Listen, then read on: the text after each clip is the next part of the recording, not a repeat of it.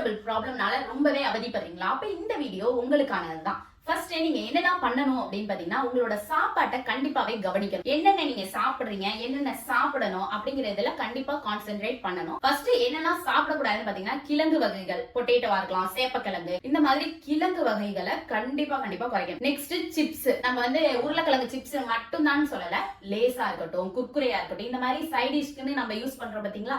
ஒரு சில பேர்லாம் வந்து டிஃபன் எடுத்துட்டு வந்து சைட் டிஷ் இதெல்லாம் எடுத்துப்பாங்க. சோ இந்த மாதிரி சிப்ஸ் ஐட்டம்ஸ் கண்டிப்பா நீங்க வந்து அவாய்ட் பண்ணணும். நெக்ஸ்ட் எண்ணெயில பொரிச்சது, அப்படியே எண்ணெயில பொரிச்ச போண்டா, பஜ்ஜி, வடை இதெல்லாம் வந்து கண்டிப்பா அவாய்ட் பண்ணிடுங்க. நெக்ஸ்ட் பாத்தீங்க அப்படின்னா, காரம் வந்து ரொம்ப அதிகப்படியான காரம் சாப்பிடும்போது உங்களுக்கு வந்து இந்த ப்ராப்ளம் கண்டிப்பா தான் வரும். சோ வந்து காரத்தை கம்மி பண்ணிடுங்க. இது எல்லாமே நீங்க எடுத்துக்கிறதுனால உங்களுக்கு எதுக்களிக்கும், வயிறு வந்து டம்முன்னு இருக்கும், உப்பசமாகும், அதே மாதிரி கேஸ் ட்ரபிள் ப்ராப்ளம் இது எல்லாமே வந்துட்டு தான் இருக்கும். இது எல்லாத்தையுமே ஸ்டாப் பண்ணி பாருங்க, உங்களுக்கு வந்து கண்டிப்பாவே ஒரு நல்ல ரிசல்ட் கிடைக்கும் அப்படின்னு தான் சொல்லணும். கண்டிப்பா ட்ரை பண்ணி பாருங்க. தேங்க்யூ.